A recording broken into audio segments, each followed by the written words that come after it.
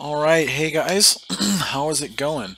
So, what I am going to go through working on today is just a little bit of a project that I've had in the back of my mind for quite a while. The concept for this was something vastly different. I don't have any concept art though, and that's kind of the fun part. Usually, when you go and work on a project of any kind, you'll have a small collection of art, maybe a storyboard, maybe even an animatic if you're lucky and can do that yourself, or if you know someone who can. I have none of those things. I have a shot list. In fact, I don't even have that pulled up, and I probably should. So we're going to open a new window and just go to my drive and pull that up real quick.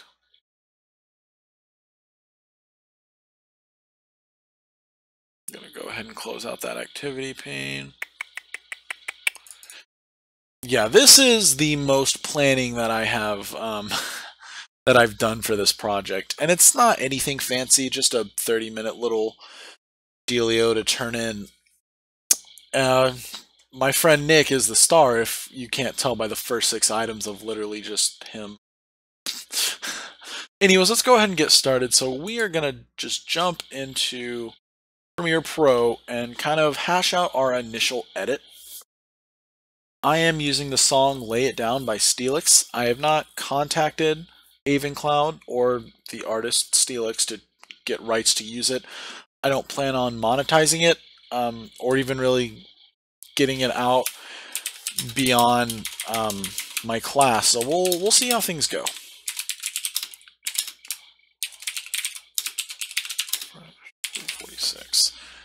Better change the directory for this. So go to my desktop. I could have swore that I had a folder. Oh, cool music video is the name of the folder. We're actually going to go into the do it that way. So part of what I'm going to do, I'm going to go through using a Premiere After Effects workflow, which is actually incredibly simple. Basically, you're going to start working your initial edit or any edit. It doesn't matter whether it's your first or your 1000th. You can replace clips with After Effects comps, and that's exactly how we're going to work. I'm going to hash out the edit, think maybe it's going to be how I want it to, and then we're actually going to go place each clip in the sequence timeline with an After Effects composition. That will let me kind of do the effects and masking that I plan to do in After Effects. And then in After Effects, we're going to take advantage of using Cineware to connect to Cinema 4D to do a little bit of 3D work as well. I might not get that far tonight. We'll see how long the little bit of editing I have to do takes. But without further ado, we're going to go ahead and get started by just making a new bin. I'm just going to call it footage because I'm not really differentiating between A-roll and B-roll at this point. I don't really have A-roll or B-roll. I just sort of have footage because the subject is kind of, I guess you could really, if you wanted to, think about the A-roll with what your subject's in and then the B-roll with what your subject's not in. But this isn't anything huge, so organization to me isn't the biggest deal in the world for this project because I know I'm only sending it to one other friend and it's not a very big project. If this were anything massive or a music video that was incredibly important, that had more structure, I would definitely make sure that I'd have multiple bins for the different types of footage that I plan on using. But for the time being, this is okay. All of this footage was indeed actually shot on my Galaxy Note 8. I think it did a really, really good job. I was actually surprised with how the footage turned out. I did do a little bit of previewing on my I don't like it when those are that way. I did do previewing on my phone, but I haven't actually exported it to my computer until today. So we will let's call this main edit. We will see how everything turned out. So we're going to go into footage and we're actually just going to preview this over here. Also going to turn up my desktop audio a little bit. Better make sure I change the audio device back. Otherwise, you guys would be stuck with hearing some lovely force feedback, and that would just not be fun. Go ahead and set that as default device, and let's see. Yeah, we're going to, of course, go through and delete all the audio out of this. fluid. Is it 60 FPS?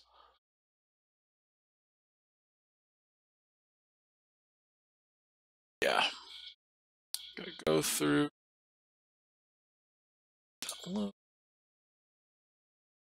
Start all over. I think I ended up doing multiple takes of this for some reason. You're going to notice several continuity things. I did not get all the footage, and that's just how it is. My buddy and I were a little bit stressed for time this morning, and pretty much just decided that, hey, we're going to just go do this one-off. And that's the whole design philosophy, so it's just going to kind of turn out to be whatever. Focus is a little bit soft, and there's some grain, but that doesn't bother me too much. We can always denoise it later, and grain just makes things look a little bit more natural. But all in all, bad. I might probably start with this first. I don't know why I didn't. Probably because the backpack was just closer. Oh, I see. These aren't all in order. That's exciting.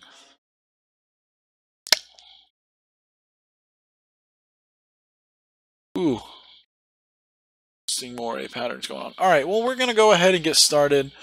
I'm going to this track for right now. That's what that is. Yeah, mute. I don't particularly care for the audio, and we're also going to go ahead and just zoom in, get placing stuff. So we want to start with the shoes. That's usually the first thing. And we're also going to make sure that we unlink because the audio is irrelevant. I'm just going to move that back to my first layer if it's going to let me. Okay.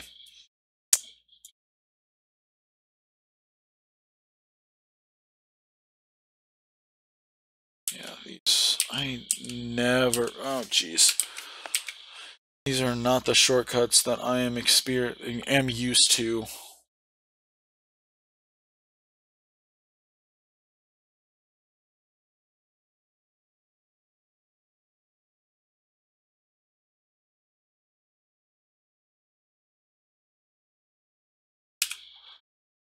Oh, C is what I want. We're just going to knife tool right over that.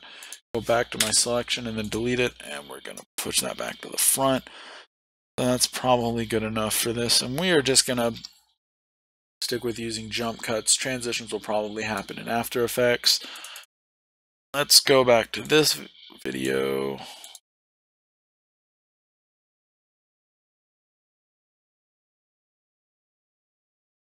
Versus this one. This is probably a better angle to use. Sort of.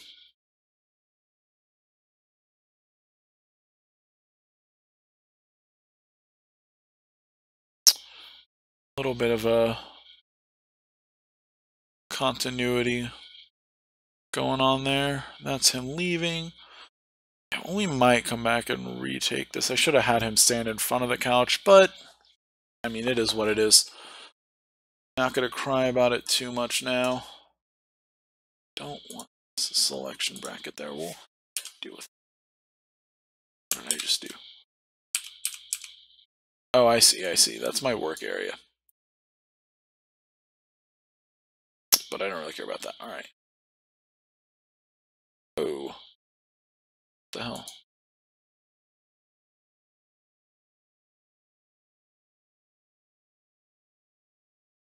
I thought these looked a little more zoomed in, huh? To have to make it clear.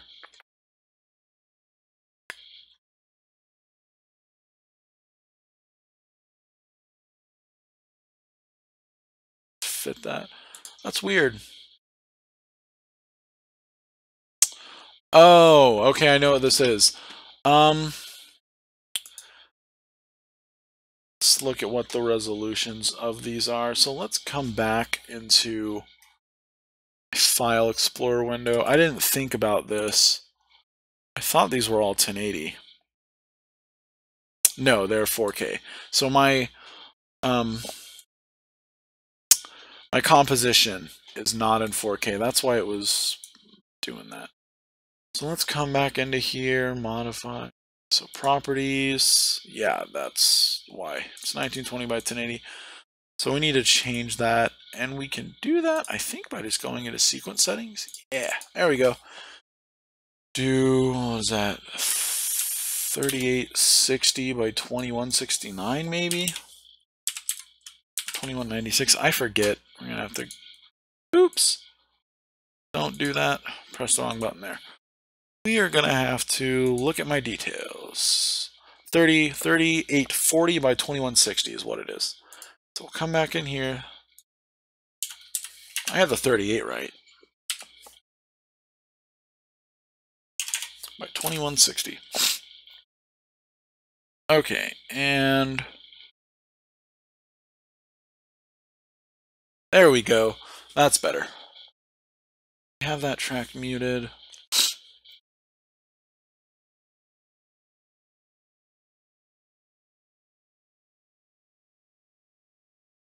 Yeah, we're gonna have to go through and cache it, and we can see that my RAM's already starting to eat up. So we're gonna see knife tool around there. I also need to unlink this clip as well. Try not to overuse that word because that's all I'm really doing with these. Oops. And just delete that. Drag this and bring it back in. See how those two flow together. Puts his shoes on, kind of steps over to grab the bag.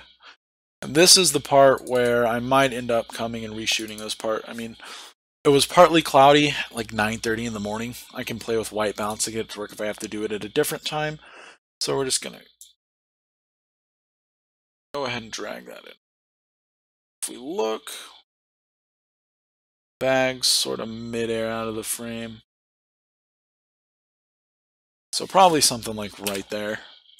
Gonna work. C for the knife tool, V to just go back to the select tool, I believe. Right click, unlink, boom, there we go. Boop. Okay. I could turn off snapping, but I actually really like using snapping to make sure everything is lined up correctly. It's good enough. I mean, maybe not good enough, but... So he puts it on. I didn't really want to just make this one shot because, again, this was early and I didn't feel like doing a lot of explaining to my friend, to be wholeheartedly honest. Like, hey, we need to take these steps and all that jazz. So at least there's some continuity here. He was standing in the same place. Hey, come out and drag it. Yeah, this will be one of the lesser exciting streams, but we are still editing nonetheless.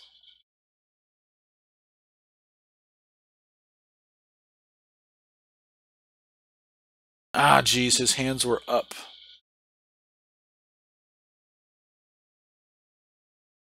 Probably start something like right there. Delete, and before I really care about unlink, I'm going to move this over anyways.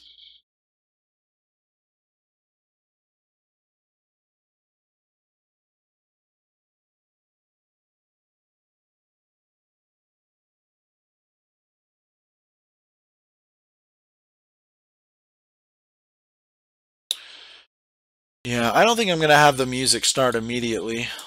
If anything, I might sort of have this part, this build-up, sort of start right there and let the drop of the music probably happen wherever I decide to place this clip, where he's actually like outside and putting his board down. I think that'll probably give a better sort of feel. I think it'll really connect things together, make it feel more grounded. But this is good enough for now. Boy, are we on. Say the seconds. Yeah, it's going to be a little bit laggy because it's, just having to stream in 4K video on top of actually streaming. But at least my kilobits per second is really high up because Adobe's not particularly brutal on the graphics card, and despite having a RAID 0 with this footage on it. I don't think it's my disk that's the problem. It's probably just my CPU is not really fast enough to do all this decoding on the fly. Those are unimportant little technical blurbs. So we are looking for this clip. Again, just throwing a little thing together.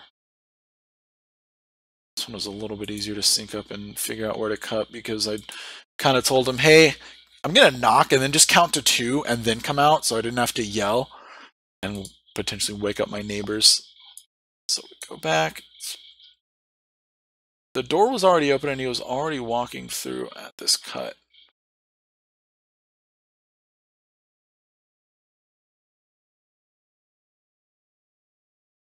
So we'll probably do this. And delete this. Just re-snap it over here. You know, editing is something that I would like to get a lot better at. I feel like my workflow is pretty inefficient. There's probably a lot of things that I could speed up, both in terms of getting the shortcuts together. Ah, geez, look at that. The board magically switches hands. Yeah, I didn't really... it's not hard to tell that I didn't really plan out these shoots. But hey, who cares? It's not a big deal. It's definitely not a, you know, expensive, fancy production. So, this one. Probably going to be this one. Yeah. That one should be good enough. That was the clip that I was planning to use. Scoot over a little bit over here.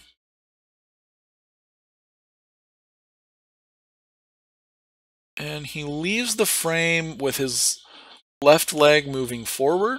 Actually, it looks like his right leg, because it looks like he takes another step. So there's left leg forward, I assume right leg forward, and then probably left leg forward leaving frame.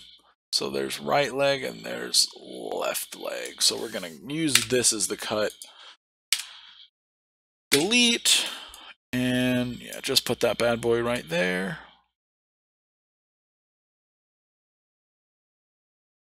It's walking down. One thing I like about my Note 8 is that it could still do the 4K. Ooh, that is dramatically overexposed.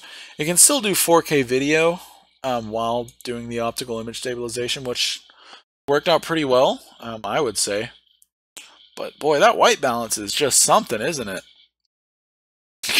I wouldn't say white balance. That's not what I meant to say. The overexposure, it's incredibly bright. Those are little things that I should have checked up on after this clip and seen that it was overexposed, but oh well.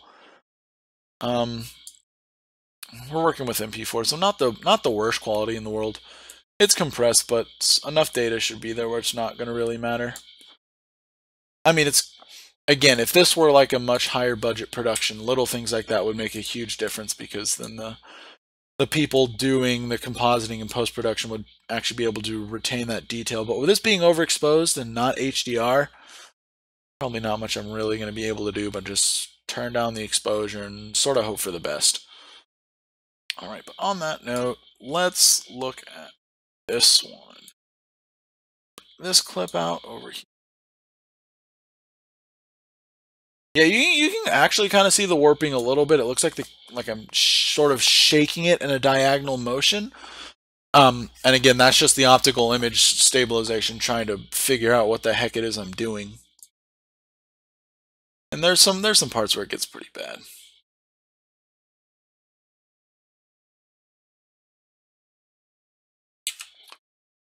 Probably right there will be good enough. Just gonna put that right there.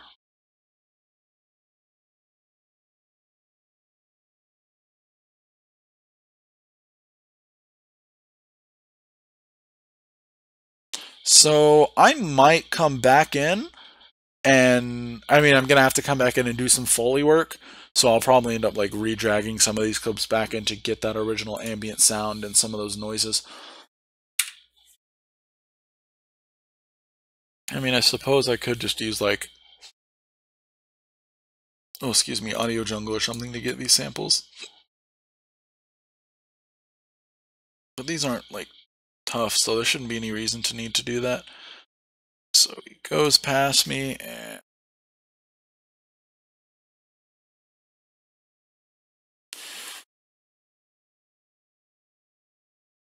I think this is where the OIS is going to become most apparent. So he gets a little bit of speed there, and he's going. I don't think that's the clip that I want to use. I think this might be the clip that I want to use. Nope, we're going to stop you right there.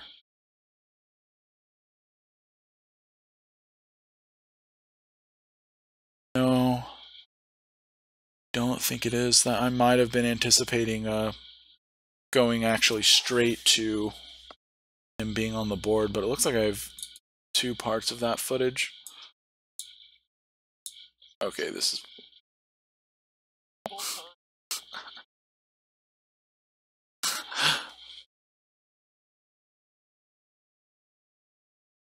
Yeah, that's funny. So we are going to...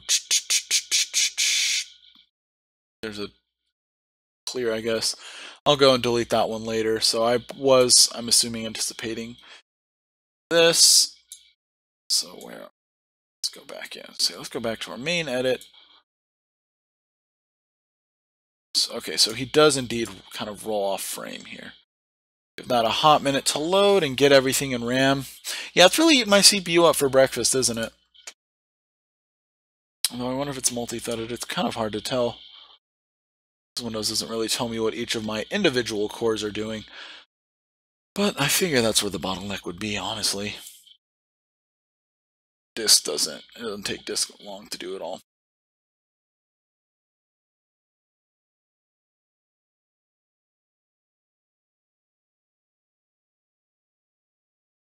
Probably the part where it's most stable. And I was trying to be a little more cautious with some of my camera angles in the sense of not wanting to collect too much of the scene. Like right here, I didn't really get too much of the surrounding street, so it would be pretty difficult to just guess that he is a decent bit more forward than where this shot was. I think if I'd have been like maybe a medium wide shot and more, focused on his chest area or like his waistline, you would have been able to see the back streets, and you might have been able to see that like it skips a few cars, or that it looks like it skips some section of the sidewalk and doesn't match up. But I think that we're good, so we're going to let this play and just think, okay, how much... Boy. A little bit out of focus, and I don't think he's used to this large of a camera because his thumb is in the frame up there.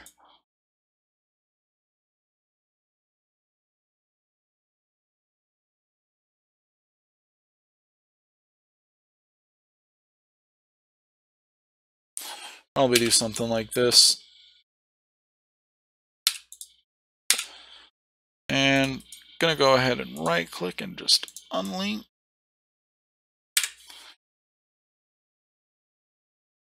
Go back in here, let it pick up steam and start decoding. I might even need to change this down to like quarter res so it just goes faster. So we're gonna do that real quick. This quarter res is 1080p video, so it'll load in as a proxy, and yeah, we're fine. We'll be adjusting the white balance, or I keep saying that. We'll be adjusting the exposure for sure in some of those shots to get everything to line up. It's past. Yeah, you can see his hand flickering in there. That's not something that I noticed when I was viewing it on my phone, and it's a little bit out of focus. That doesn't bother me. The out of focus part doesn't bother me so much because it is a moving shot, but definitely having that finger up there is just gonna bug the crap out of me. Oh well, I mean, you win some, you lose some, I suppose. This is probably the shot that I was looking for. Ooh, yes, save. Thank goodness for Premiere auto-saving. I don't know where I would be without it. Just gonna scoot this over a little. See how it's going.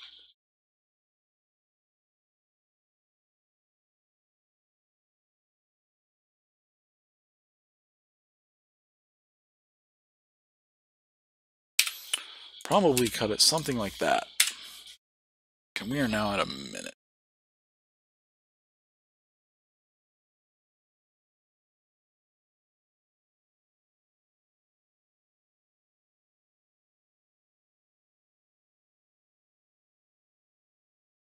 maybe something like that. I think he's out of focus enough that if there was a sizable jump that it wouldn't be too noticeable. See, the problem with doing Foley is actually the audio's all right, if I'm honest. I think it's usable. Syncing it's gonna be a little bit of a, well, I mean, if I work backwards, it won't be the worst thing in the world. It could be worse, but that's not something that I'm probably not going to stream myself doing the Foley and audio syncing, because that's not really anything relatively exciting. So at least we're putting something together. So it's going. Cut. And let's look at where we're going to go next. Where do we go next? Don't think it's right here. No, it's not. Not right there. This is the one we just did. Oh, okay, we're going to use this one.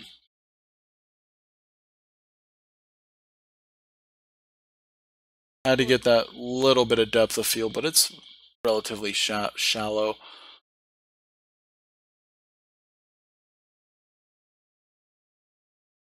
But that works. So we're just going to put you right there.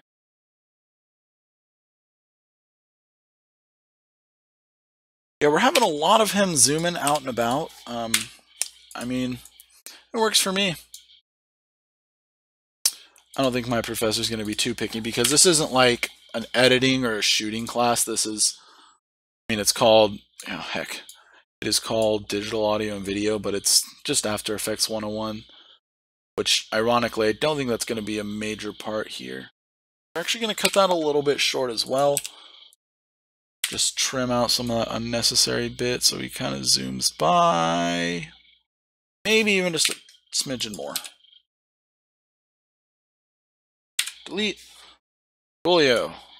Let's get a little bit of a look at that in context. Good enough. Yeah, it's still a little bit shaky. A little shakier than I would have liked. But again, those are little things of me just being picky. This is probably the footage that I was wanting. Oh, I think, yeah, I didn't actually feel like... So I started recording, and then he kind of brought up an idea, and we just kind of went from there. I'm like, I actually don't feel like... Skip out of that. I just didn't feel like stopping and then starting again. Yeah, this is where the stabilization is really tested. But it evened out and looks like it got going. Heck.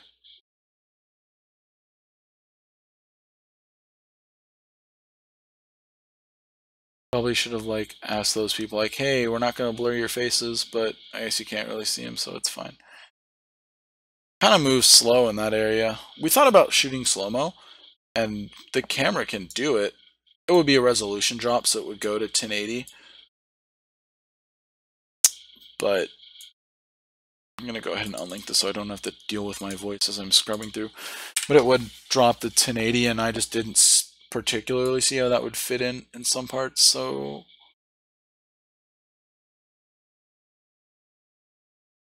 probably just cut it to something like this.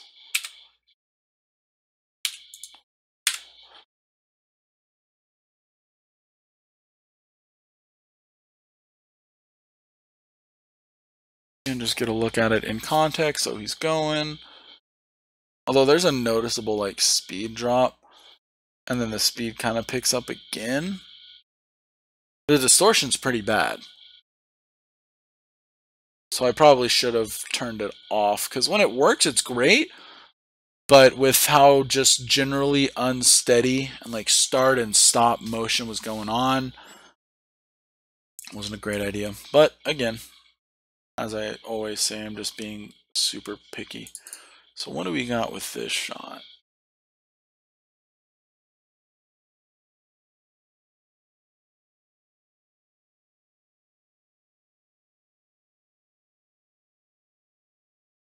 here. You're just gonna drop this in.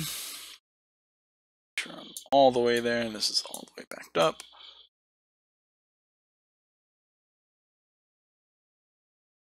Probably start with that part at least. Don't do that. Drag that bad boy over. And this is where we cross the line, so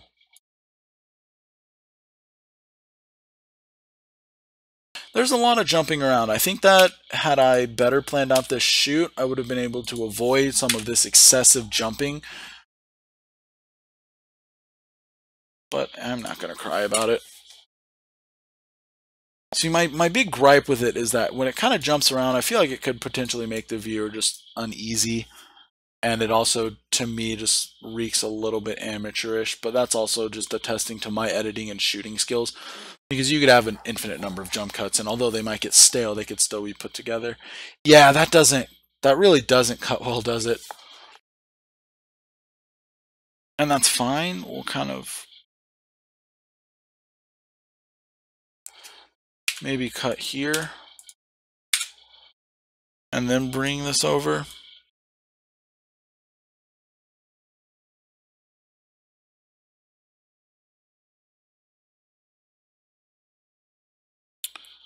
So the fun part will be getting these to match up. Although I think I did myself a favor and made sure to stay in front of them for this.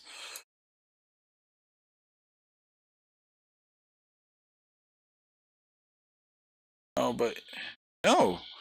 Awesomely enough, he was facing the same way, so no major continuity there. We're gonna hit C, cut that, bring this back over. I'm gonna unlink it as always, and then delete my audio. Just move this back to the layer.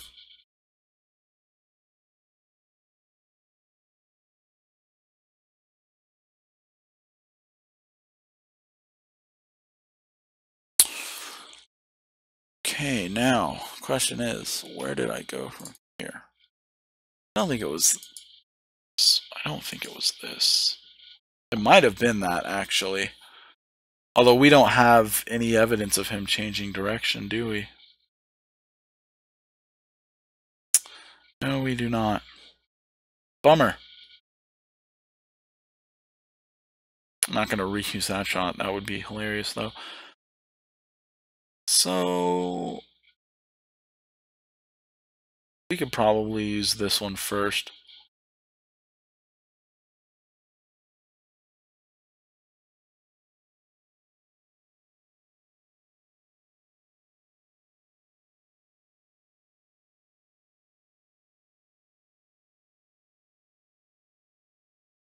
All right. Yeah, good enough.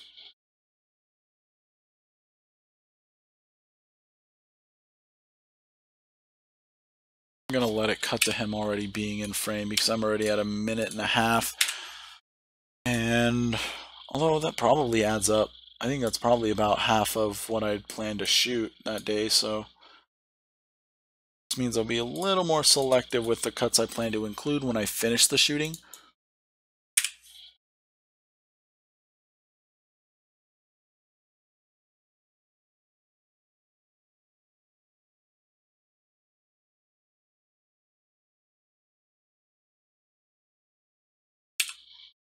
Even just like cut that off a little bit and bring over, this is going to be the shot that I want to use.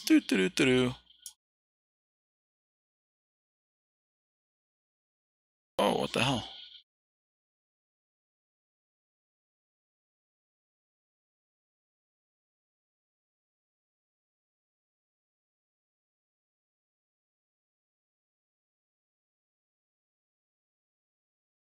I actually just use this clip in its entirety.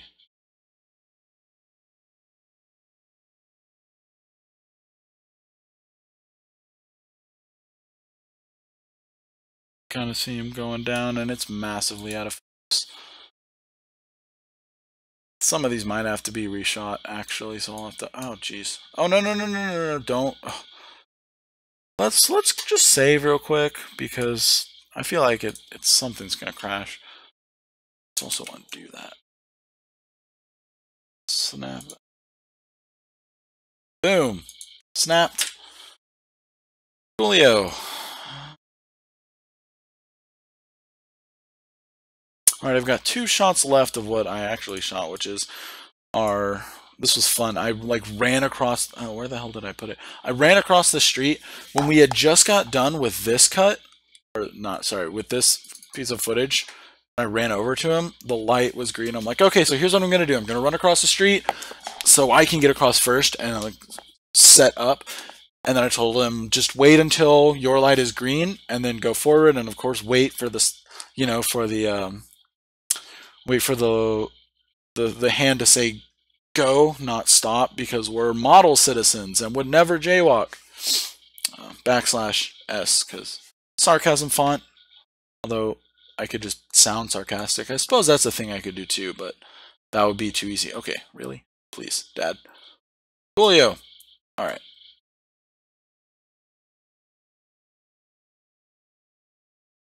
I probably should have had him like rolling up a bit, now that I think about it.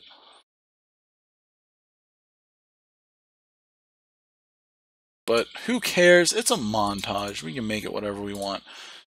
Unlink, delete, and bring it down. Bring it down, bring it down, bring it down. Make sure we're snapping there. Down, bring it down, bring it down. Okay, cool. Move forward, and then the last little bit of footage. I have a minute and a half of just writing. Not even him writing. I was actually pushing him for this.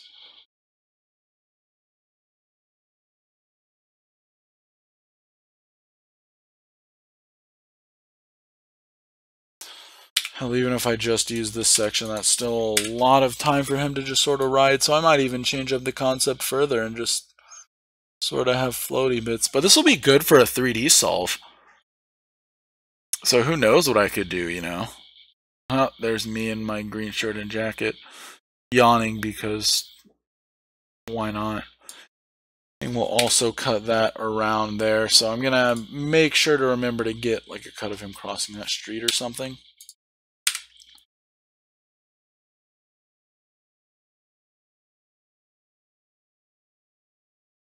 I don't know, it's probably good enough. That's a long chunk of footage, though.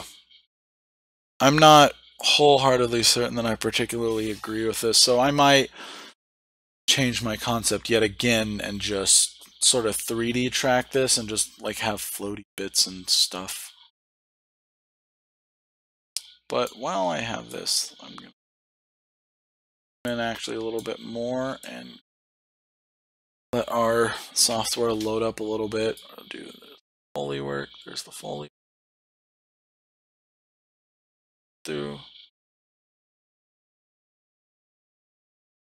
Let's actually like backtrack. How do we forward a frame? Step forward 1 frame is a right arrow key. Okay, I thought it was.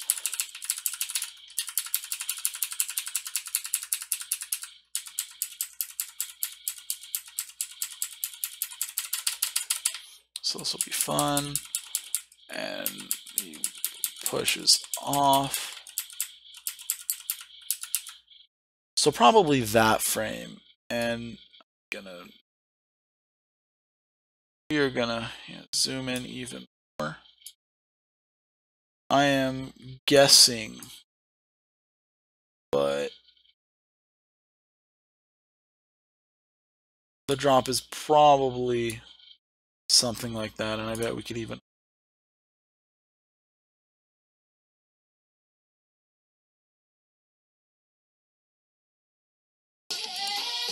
That's weird. Having less than excitable audio there. Interestingly, I might have turned off my desktop audio. Sorry about that, guys.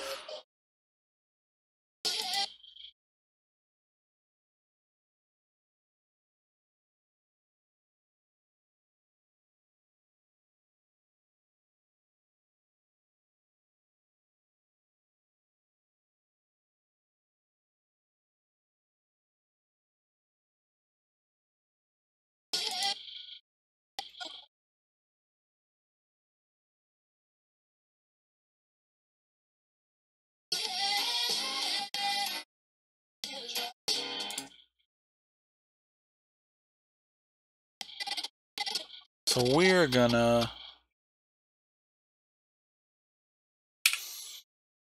put this here, delete, and we're going to zoom out a little bit and select everything. Go ahead and zoom back in so we're precise. And just drag everything over. And drag out. Okay, so I still got a decent chunk of time left. It would be nice if we tested the audio device. I better do that. I don't have, that's why.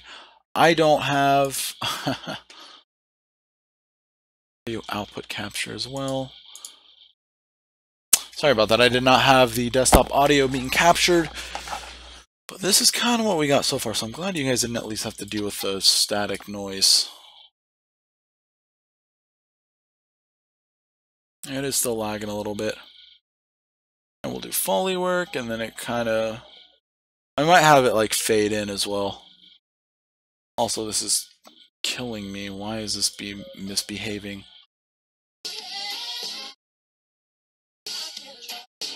I mean, I hear it. Whew! Yeah, it cannot even play back but like a quarter of that frame rate, so we might have to prox this down even lower. Boy, it would be real nice if my desktop audio would behave. Use that one. Okay. Hey!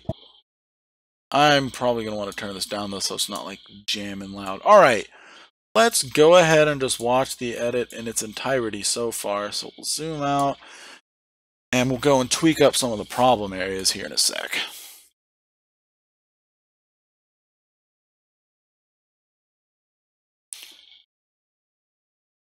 Uncomfortable silences are my jam.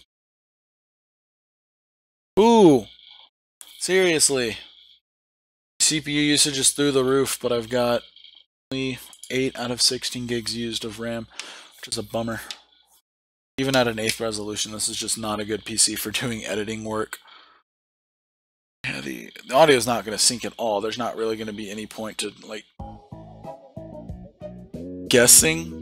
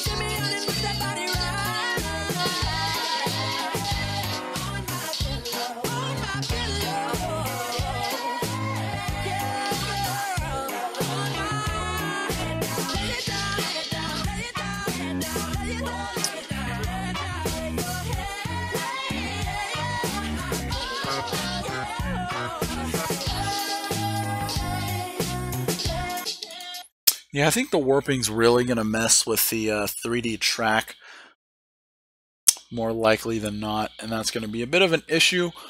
But overall, I'm definitely satisfied with the progress, to say the least. Could be worse.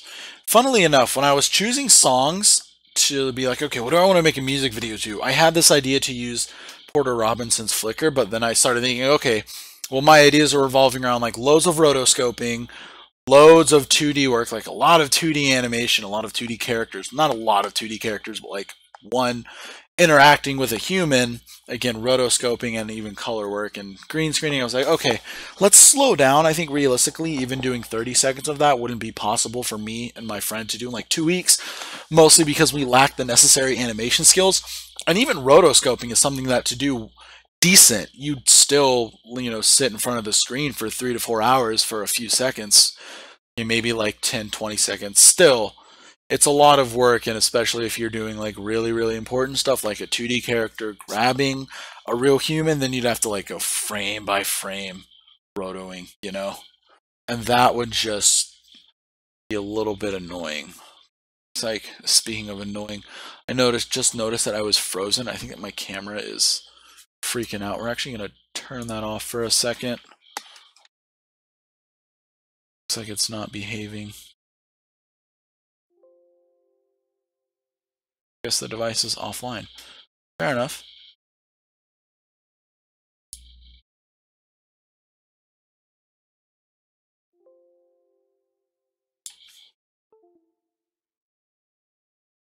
Technical issues during my stream, during streaming in general, or just the jam. The best. Did I hit deny? I think I hit deny.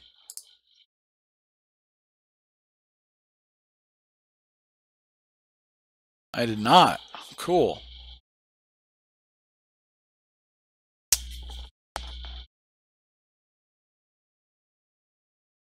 Okay, in regular fashion as I talk with my hands. Anyways, what I was saying was that I had a shot where I planned to have the actor sort of like reach into this TV screen, whether real or 3D model, but like just kind of reach into it, and then a 2D character would go and grab them. And doing that would just suck.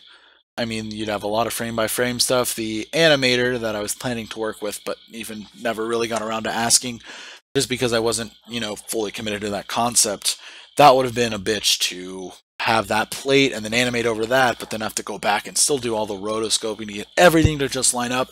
And to get it to the level of polish that I thought would have been acceptable, I just thought was going to take a lot longer than what I had. So I ended up thinking, okay, let's do some montage footage. Those are always easy to throw together. I was listening to some jams on my favorite Avencloud YouTube channel, and this song Lay It Down came on. Like, oh, that's pretty funky. I mean, it is like a neo-jazz funk song, I suppose.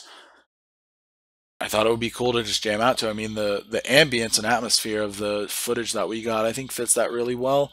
So we're probably just going to do some 3D tracking and move from there. Not all of these, by the way, not all of these clips are actually going to be replaced with 3D footage or with an After Effects comp. In fact, I don't think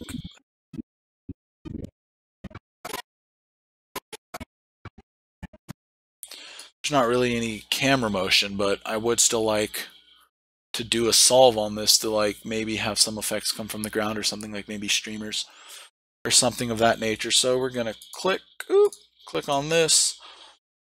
We're gonna replace with an After Effects composition, and this is gonna go and open up After Effects. I don't know, don't put me on the spot like that. I'm gonna say a 7.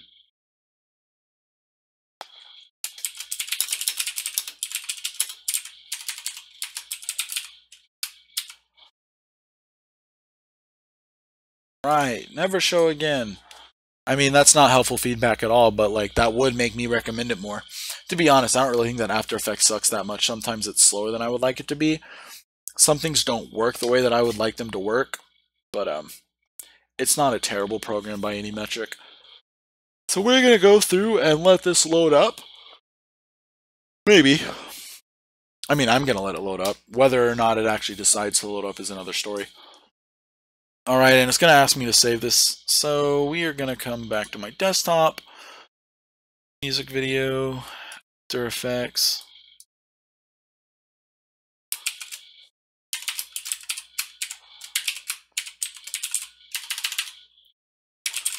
God, I can't spell to save my life. Lay it down, FX.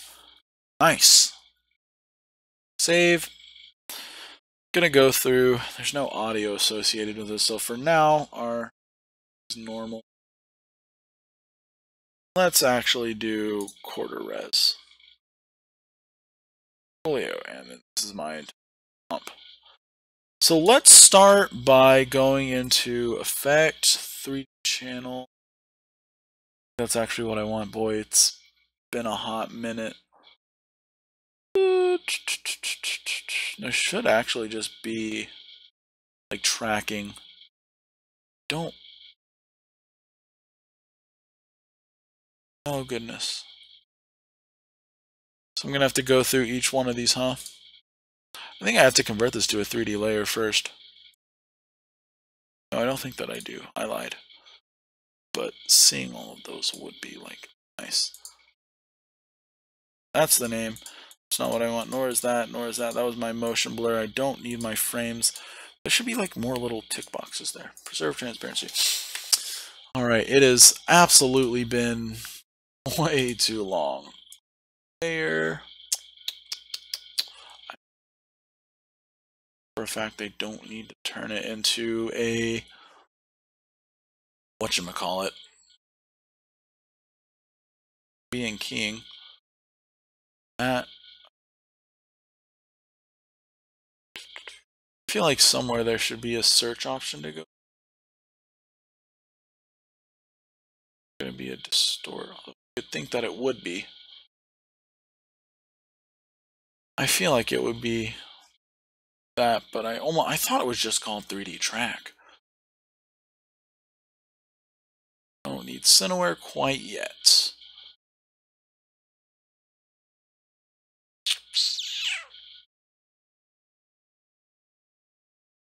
Ah, there it is. In perspective, 3D camera tracker. And this is the fun part. Because it's just going to go and analyze it. It's basically the camera's going to look at areas of incredibly high that's not the right way to phrase it. It's going to look at areas of high contrast. So think of like these sorts of areas, kind of borders between what can be perceived to be flat shapes that might even pick up the legs. And then it's going to look at the next few frames and the next previous frames and basically just compare and sort of think, yes, the camera is moving. I think that it's going to latch onto a specific group of pixels. I don't remember exactly how this works off the top of my head. Probably should have done like taken a refresher and done some more research. But it's basically going to like lock onto this area and then follow it through the frame. And then it's going to use the collection of tracking points that it is, well, tracked to sort of generate these perspective planes. And so you'll see loads of tracking markers everywhere. And what that's going to let me do is sort of apply a 3D shape or take it into Cinema 4D with all these tracking points and a moving camera and apply shapes how I want them. And then everything will kind of be lined up if the solve was good. If the solve fails, I mean, it will just tell me that it couldn't solve it. It'll tell me that it failed. If the solve was good, which I hope it is, I won't really have to do much. If the solve completed but was bad, then I'm going to have to clean some things up and tweak settings. Unfortunately, it's just going to have to take its time. I mean, like I said, my computer's not as fast as I wish that it would be, but maybe that's what you get when you were on the Team Red bandwagon, you know, back in 2012 when they had their FX series. They were just not the fastest processors in the world. But hey, I'm just happy that I have a computer that works. It could be worse. It could be much, much worse.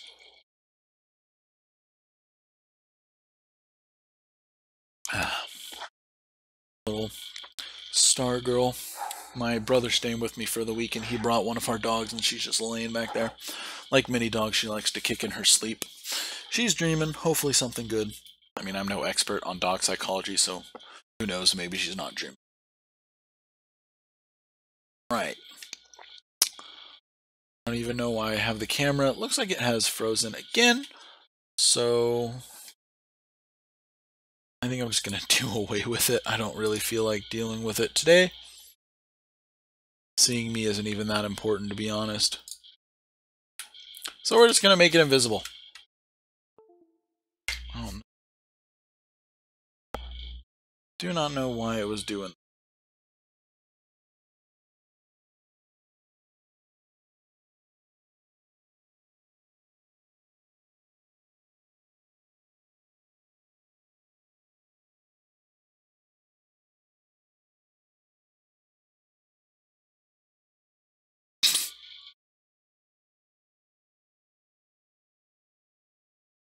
73% of the way through. Maybe after the fact, I'll actually like just go and edit this part out because no one needs to just watch this do its thing.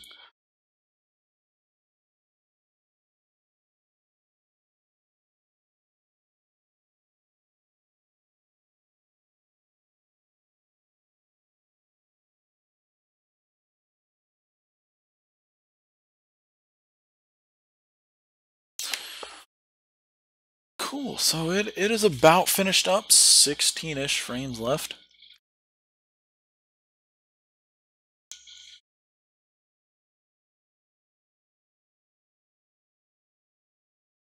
I think for the next shots, probably gonna have to hit cancel immediately as I start because I'm looking at these different shot types.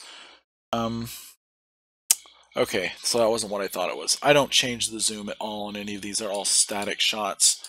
Some of them the camera moving through, some of them not at all. So for this one, I hope it doesn't actually detect motion. I just want this to get 3D tracking points to build a 3D scene out of. 2D source, 3D solved. Yeah! Although, didn't really do a good job.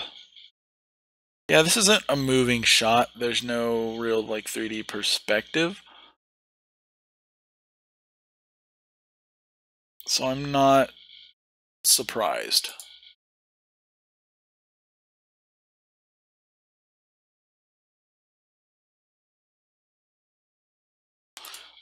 Okay, I don't think that I wanted to go and resolve that.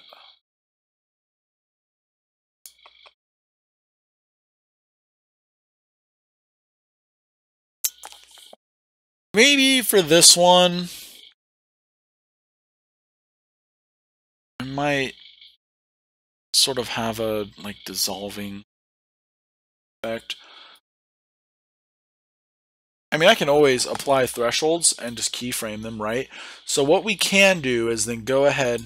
So I'm not going to scratch the whole 3D tracking stuff for this scene. What I'm thinking I'm going to do is duplicate this. Although let's actually delete that 3D track and go Control C and then Control V back into here.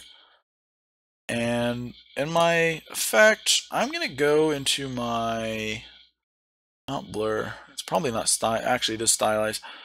We're going to hit threshold. Yeah, that's already like super poppy. So we're just going to toy with levels and think, okay, what parts do I want? In fact, let's keyframe this to be that value.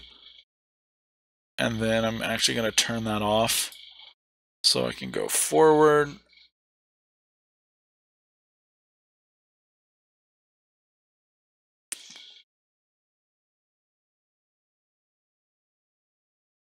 Oh, damn. Probably better turn on my graph view for this.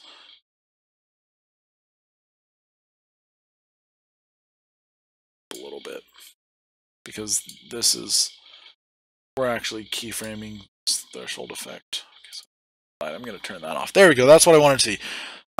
I kind of want a step to this in terms of the actual interpolation. So we're going to, pretty sure I can just click in here to add a keyframe. Oh, I could. Not a bummer. There we go. I'm a dingus, guys. You're gonna have to bear with me here. Nope.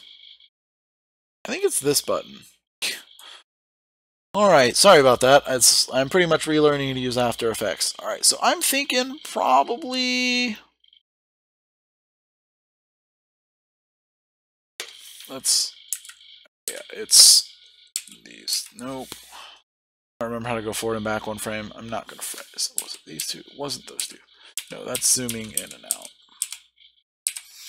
Alright, well, this is probably where I want to add another keyframe.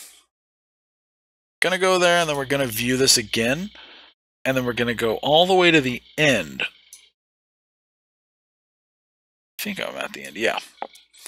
And we're actually going to turn the level down. I could have very well started at 0. I wonder how fast that will be. So we'll add in another keyframe here. I mean, I changed the value, so... God damn it. Well, we're going to turn that down so we envelop everything. And... just going to hit spacebar here while it loads. It's going to take a minute. So now we can use this as a mask to do, I don't know, something interesting.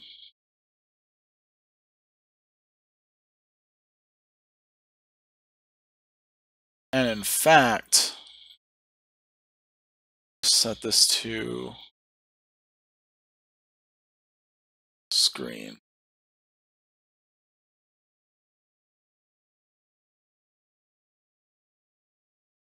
Okay, now we're getting somewhere. So I am actually not, I don't think I'm going to use this as a, I'm just going to set that to normal. And we don't even really need to view it because what we can do is use this as a track mat, I believe, like a Luma mat for the layer above. So we're going to duplicate this again. Just hit Control C, Control V. And we should also probably name these. So I'm going to move this to the top. Rename this base footage. We're going to call this my dissolve mask. This technically isn't what a dissolve is called, I believe, but that's what it looks like to me. Maybe it's like the opposite of a dissolve, you know, it's going in from white to black. Maybe that's what it is. But I'm just going to call it dissolve anyways. And I didn't need that value to be at 365. I could have like had it be the highest value that would have been all black or the lowest value that would have been all white. It really doesn't matter. And then go from there, but I kind of just chose this value at random. And now the more I think about it, I probably should have turned it down or, you know, made it closer to where we started to get white. But I thought that it kind of looked all right. It seemed to have blended well and had a good cadence to how it was flowing inward. So I don't feel like I needed to adjust how quickly everything was flowing in. And then we're going to just call this the effect for now because I don't really know what I want to do. But I kind of want to stylize it and give it sort of that 60s pop-esque, you know, Andy Warhol art. That sort of harsh, looks like it was silk screened. And I'm actually just going to come in here and play with all of these effects. I don't know what texturize does. Tile texture. Oh, I see. It would end up using the dissolve layer as a texture. But in this scenario, I don't have you know, I don't have a texture on it because it's all white. So we're going to delete this effect. We're going to come back and just come back into stylize, scatter, roughen edges. What do you think? Whoa, that's nifty.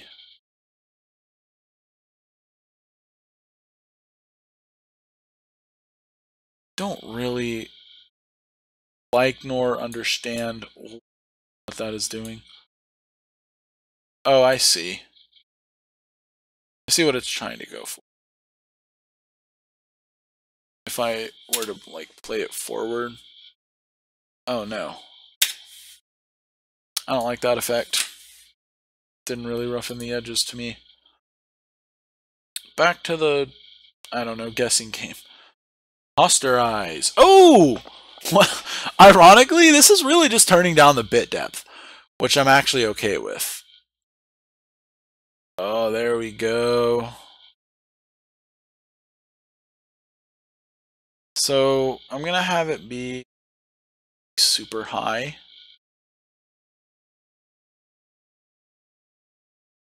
And we're just going to come back to like right here where it starts. I'm going to keyframe it.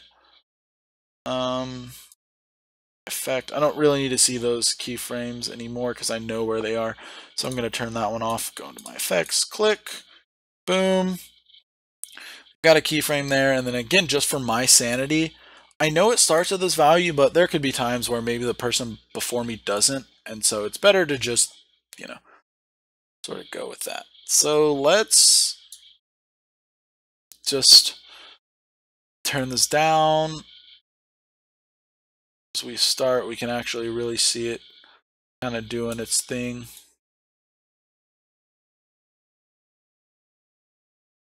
It's kind of interesting.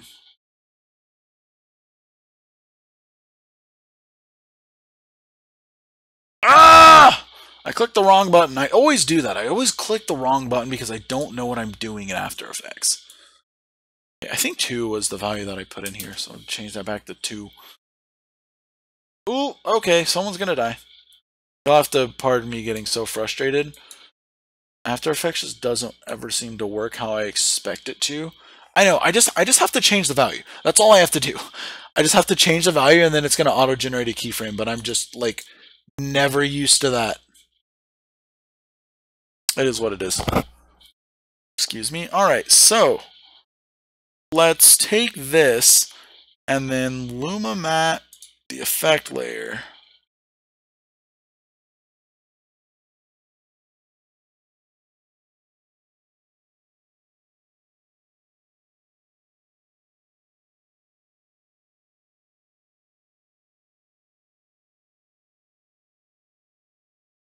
Different parts should blend in at different times.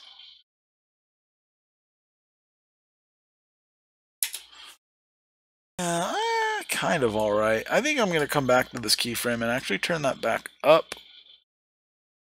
We're going to just mellow it out and we're going to apply some more effects on top of it. So I'm going to come back into Stylize. I did like the posterize effect. Motion tile, what?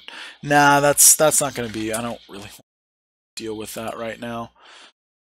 Stylize again. We've got emboss, find edges. That could generate some weird old curvature map.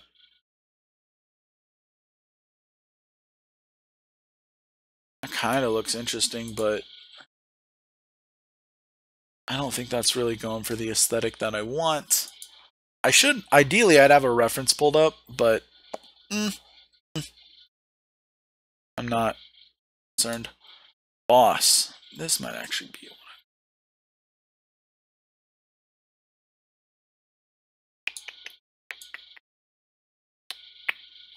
If I were trying to generate the texture of this ground, then that would probably be what I want to do, but nah. We aren't embossing it today. That was actually super subtle anyways. So we're going to come back into Stylize, and I don't really care. Maybe I should have used the other threshold. I wonder what's the difference. Oh, I can just choose different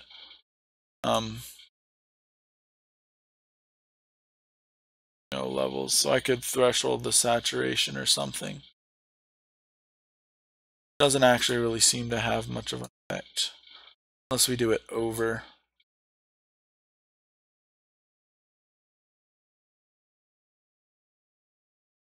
Yeah, let's take that back. Interesting. Ironically, and I shouldn't say ironically because there's probably a reason for this, but CC threshold seems to be behaving the exact opposite of posterize. So they probably do incredibly similar things.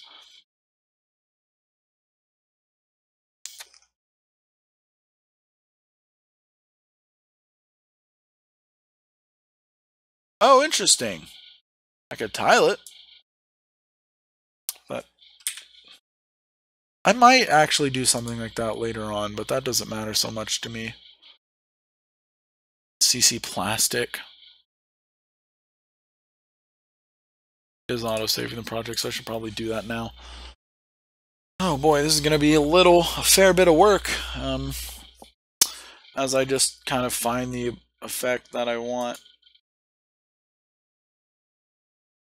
I could like also do individual channels.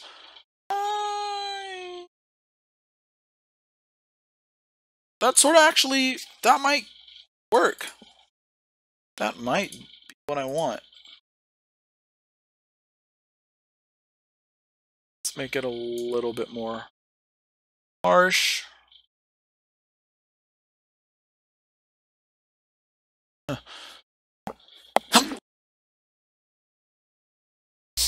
Excuse me, I sneezed there.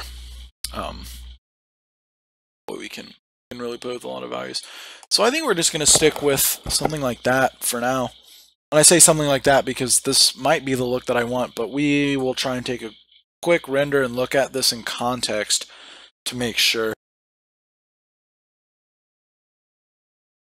Goodness, I keep sneezing. I don't really know. I mean, I've never used CC plastic. I don't really know what these technical terms are doing. I mean, I have an idea for softness and height, but I'm just playing the guessing game. All three of these channels are pretty similar, but I would expect that, like, green would have had a more harsh effect if only for... Well, no, that would make sense. Probably red, I suppose. Doesn't matter. We could do luminance. Lightness. They all look relatively the same, so I think I'm going to stick with luminance. And that's probably good. I say probably because I'll probably come change my mind. And it's pretty subtle over the top. So I might even be able to like turn down how much it's affecting it. So we might soften it up a fair bit.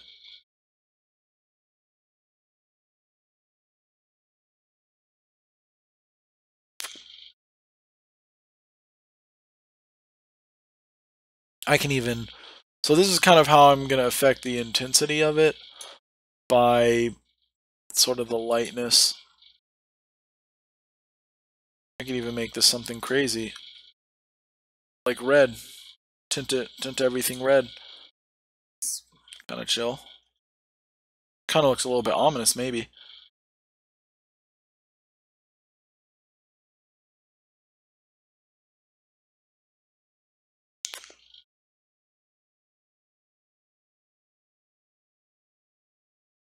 Can even change the lighting direction to better match perhaps what is.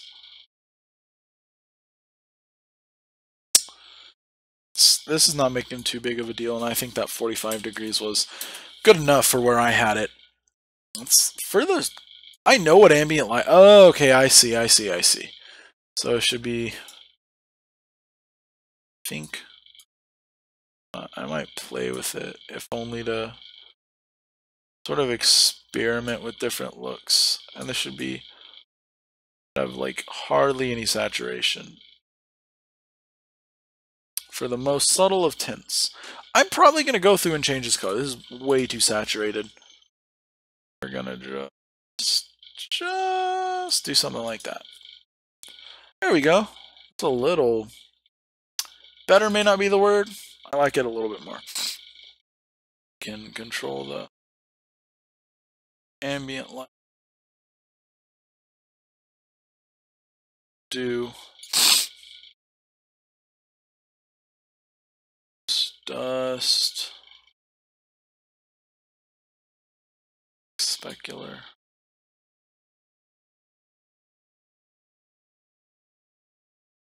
I'm actually going to hit undo because the changes are super subtle, and as far as style goes, I just am not terribly concerned.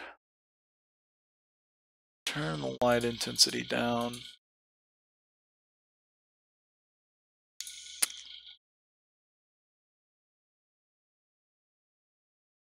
Yeah, it really is a subtle overlay in the back. But once I nail this sort of look down, I'll probably be experimenting with some different aspects. And there's probably more ways that I can take this. So we're just going to kind of keep going down the list and stylize and just see what we can play with. Oh, Mr. Smoothie I think is weird as... I think Mr. Smoothie's super trippy. It's like it does all these kind of like blending effects. Yeah. I could animate the roughness and sort of like blend it to like have this kind of trip out weirdness going on. I could even go off the hue, or saturation's not quite as noticeable. I have 0 smoothness, I could have max smoothness. Color loop is basically determining how it's going to go between these as the phase changes. For this, I could actually use a mask if I did apply a mask, but I didn't. I'm going to stick to source, and I'm actually going to delete this. We might come back in and actually apply a different threshold. I might even come back in and just apply a threshold as a color to screen over with like a low alpha or something, and just maybe give it like texture from the base footage to sort of get some of that detail back when I go and sort of colorize. But I don't know, I might even kind of enjoy that harsh look. Things to experiment with. We're going to just go up the list of stylize. Okay, that's honestly pretty bomb, but not what I'm going for. Ooh, yeah.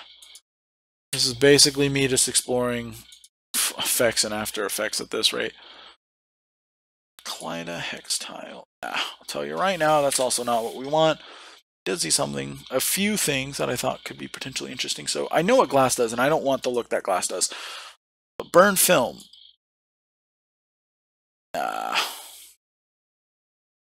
Because that's just applying random black dots, and that's not going to be what I want. But if I were to like build a plane and give it that perspective, make it 3D, could do something interesting with that, but we're not going to.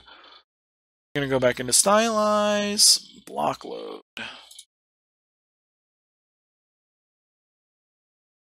Oh, I see. Sort of drawing it in. I could change it up to 16 scans, and that's kind of cool, but also not what I'm going for. The two that I probably anticipate I'm going to end up using a lot might be cartoon and brushstrokes. Although the cartoon one is super, super, super harsh. Interesting.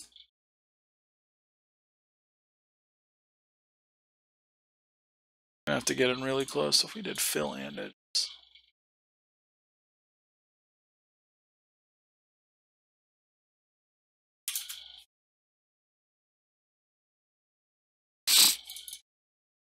Probably just change this back to 8. I think that's what it was at before. Detail threshold.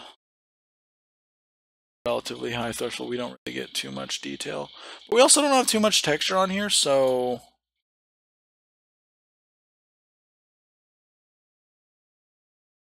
in the interest of retaining some of this detail, I'm going to turn that value just down. I might just want to do edges. Edges would be something I suppose I'd end up multiplying back over. So I guess I'll go ahead and do that now. Control C, Control V to copy that layer. We're just going to rename this to cartoon edges. Oh, hi, babe. My dog is getting up. Come here, Star. She doesn't want to come here. Fair enough. And we're going to go ahead and change this to multiply. Actually, probably not multiply, probably screen. Not even. It's hilarious. Because I'm just looking at this layer, and that's necessarily what I want. You have to look at how these are coming together. And I'm going to turn off plastic and posterize this and actually come back to the comp. I thought multiply would do something like, what the hell? How is that what this is doing? Oh, because I still have the cartoon effect on. That's how. Set this to a normal. And I'm probably going to also come and experiment with blend modes, but for now we're going to just deal with this just so I can get some of those cartoony edges. Yeah, we're not doing the shading, so we don't really care about fill. I can just play with the threshold.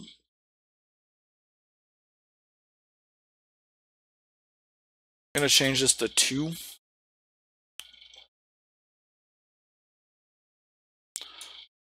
Can turn up the width. I'm also going to set that back to 1.5. And so again, I'm going to come back here to the beginning because I have a basic idea of what all these are doing. And I'm actually going to keyframe these two for sure. Just to get back with this dissolve mask. Oh, I didn't think about this. I'm probably going to end up duplicating this to also use it again as a mask. I'm a little bit irked that I can't have this also alpha mask this, but hey. So, dissolve, mask, effect. There's probably probably a much better workflow to what I'm doing, but After Effects just is not modular. It's incredibly linear. And that's fine. I mean, I can get it to work. So we have a keyframe there, and then we're just gonna come back to this cartoon edges, just change them to add in a keyframe for them. I don't care about the value, honestly. If we go back into effects, cartoon, and then what'll I add it in? You know, I've got should have two keyframes for them. I don't have a keyframe. Come on. Okay, yeah, I do have those two keyframes. Alright, so we're going to close that real quick. I'm going to Control C, Control V, and just move that up there. And this is going to Lumamat cartoon edges. Cool. So over here, shouldn't have any cartoon edges. Maybe it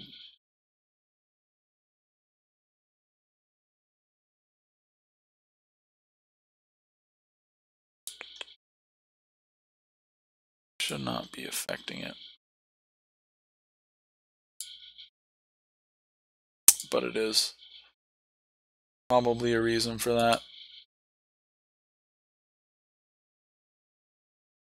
I think I need to actually switch this to Alpha Matte also does nothing. Turns out I have to learn how to reuse After Effects.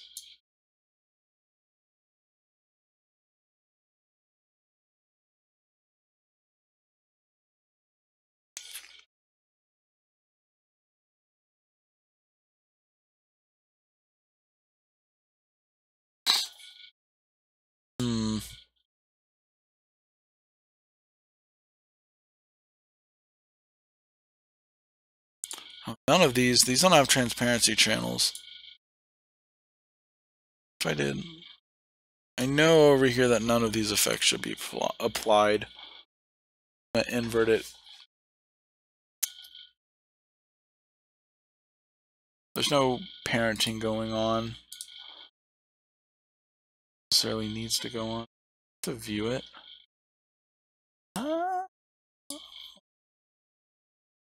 Got it. Suppose I have to view the layers to see the effects.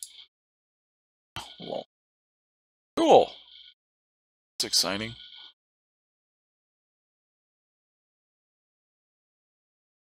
I have a little bit there as it fades in.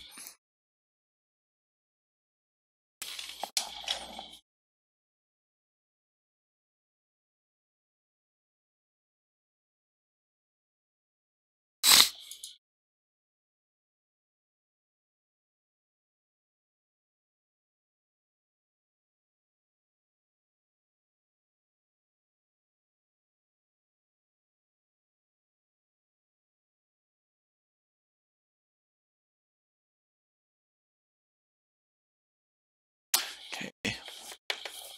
Either way, I should still be seeing the base footage, so I'm not sure why I'm not.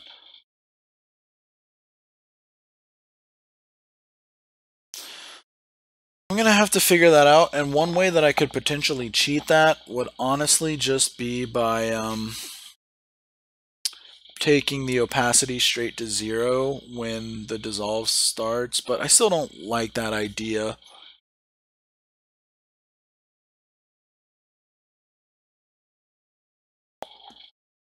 Could even build one of these to affect the dissolve alpha. See, and that's sort of where After Effects annoys me.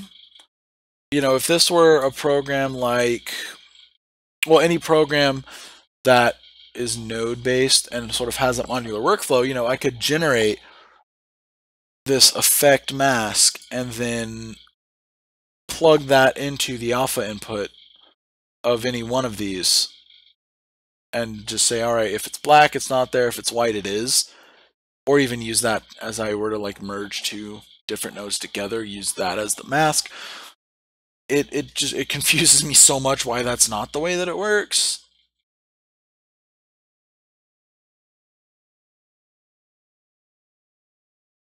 Even over here, something, what did I do that did this? Doesn't really seem to do anything. Neither of those are actually giving me my color back. Now I'm actually a bit angry.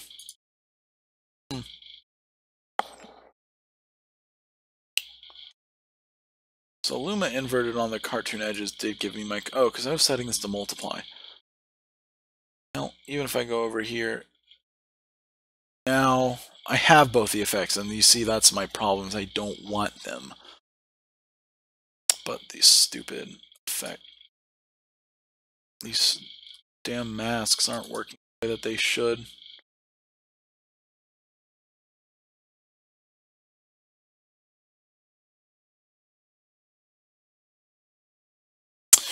Yep, that is something that we'll have to figure out later, but I'm not going to keep you guys here in stream while I do that.